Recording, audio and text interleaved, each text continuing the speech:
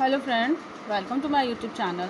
Friends, आज हम मुग़ल प्रशासन के बारे में पढ़ने वाले हैं कि उसका राज्य का स्वरूप कैसा था।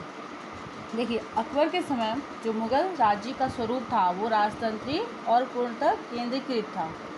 राज्य का एक केंद्रीकृत ढांचा 17वीं शताब्दी में और 18वीं शताब्दी के आरंभिक वर्षों तक बना रहा। जब तक कि मुग़ल साम्राज्य का डिक्लाइन हो रहा था तब तक ये ढांचा था, ऐसा ही था। कुछ नाममात्र परिवर्तन औरंगजेब के टाइम पीरियड में किया गया था, परंतु वो भी पद के नाम पर था, यानी कि सिर्फ ओहदे के तौर पर कुछ परिवर्तन किए गए थे। अब देखिए, राज्य का जो स्वरूप था वो कैसा था। राजतंत्रीय केंद्रीकृत, ठीक है, और ये 18वीं शताब्दी तक चला हुआ। ये सबसे पहले अगर हम देखें बाबर, हुमायूं, उसके बाद अकबर। बाबर के टाइम पीरियड में राजा थे। राजा कौन? स्वयं पातशाह, जिसको पातशाह कहा जाता था, ठीक है, यानी कि खुदा की परछाई। उसके बाद उनका प्रधानमंत्री वो कौन थे? मेहंदी ख्वाजा। फिर सदर आते हैं जो कि कौन थे? जैनुद्दीन। उसके बाद अगर हम देखें हुमायूं के टाइम पीरियड में इतना ये स्थिर नहीं रहे, अपने शासन में इतने स्थिर नहीं रहे, जिसकी वजह से ऐसे पद की यहाँ पर कोई स्थायित्व नहीं दिखाई पड़ रही थी, ठीक है। उसके बाद अकबर के टाइम पीरियड में आपको पता होगा कि बाबर, जब देखिए बाबर की मृत्यु के बाद उसका सबसे बड़ा बेटा हुमायूं राजगद्दी पर बैठा, ठीक है। तो जो उसकी हुमायूं बैठा ये वंशानुगत तो है, ठीक है, राजा है, उसका बेटा ही राजा बनेगा, लेकिन ये ज़रूरी नहीं था कि सबसे बड़ा बेटा ही राजा बने, ठीक है। क्योंकि अगर हम देखें ज्येष्ठाधिकार वाला जो सिद्धांत था पूरे मुग़ल इतिहास में अगर देखें तो राजा बनने के लिए सभी शहजादों ने युद्ध किया था, ठीक है। हुमायूं ने पातशाह को खुदा की परछाई बताया, अकबर ने भी इसी को फॉलो किया और उसने भी ऐसे ही कहा कि राजा जो है वो पातशाह यानी कि खुदा की परछाई है। यानी कि सल्तनत हकीकत व मजबूती दोनों ही उसके जन्मसिद्ध अधिकार हैं, और इस वंश परंपरा के साथ उसने उसको योग्यता के आधार पर भी बताया कि ये उसकी योग्यता है, तो ही वो उस राजा के पद पर बना है। अब देखिए, अकबर के जो सबसे प्रमुख थे वो वकील थे, कौन? बैरम खान। सबसे ऊंचा पद उस समय पर था, ठीक है, और इसकी बढ़ती हुई शक्ति के कारण उसको 4 अलग पार्ट में विभाजित किया गया। अब देखिए, बैरम खान के बारे जो वकील हैं उसके बारे में देखते हैं। वकील जो था बैरम खान, उसकी बर्खास्तगी के बाद यह पद खाली रहा। जहांगीर के शासन में भी मुख्यतः यह खाली रहा, कुछ टाइम पीरियड के रहा, लेकिन उसको खाली रखा गया। शाहजहां ने शुरू के 14 वर्ष तक आसफ खान एतमदुल्ला का जो पुत्र था, यानी कि नूरजहां का भाई, को वकील के पद पर रखा। उसके बाद भी यह पद पूर्णतः समाप्त हो गया। अब अकबर ने वकील का जो पद था उसको 4 भाग में डिवाइड किया। पहला, दीवान या वजीर, यानी कि राजस्व या वित्तीय मामले जो देखते थे। दूसरे, मीर बख्शी, जो सेना व प्रशासन की जिम्मेदारी लेते थे। फिर तीसरे, सद्र, यानी कि धार्मिक एवं न्यायिक मामले जो देखते थे। फिर आते हैं मीर सामान, यानी कि मुख्य कार्यकारिणी, कारखानों का, भंडारों का, ये सब जो नियंत्रण रखते थे उसको मीर सामान कहा जाता था।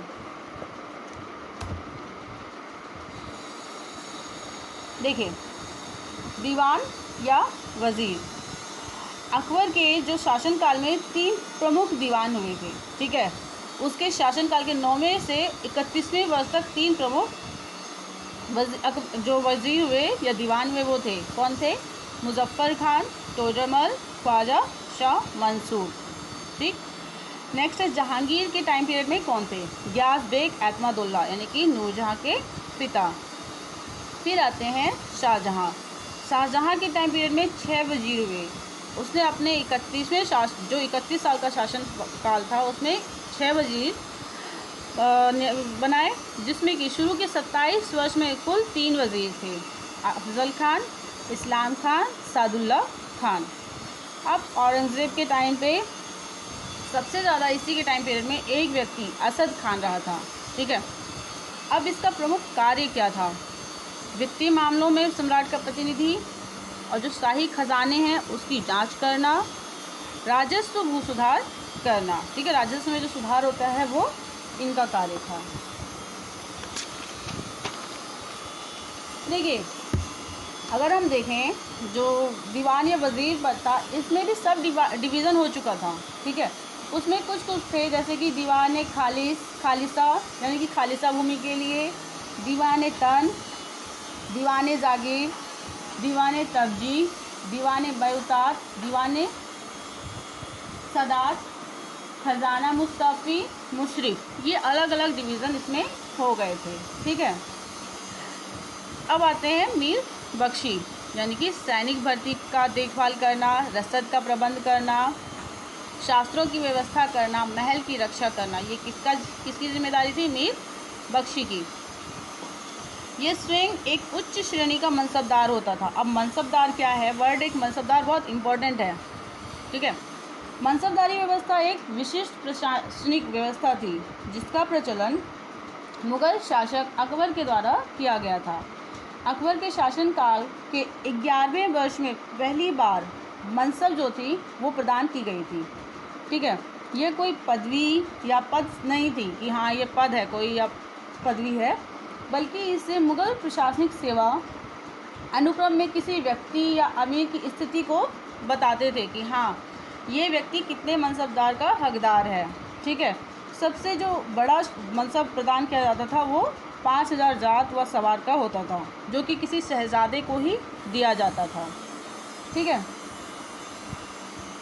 अब यहाँ पे जो मीर बख्शी है ये भी 3 होते थे, ठीक है। अब 3 कैसे होते थे?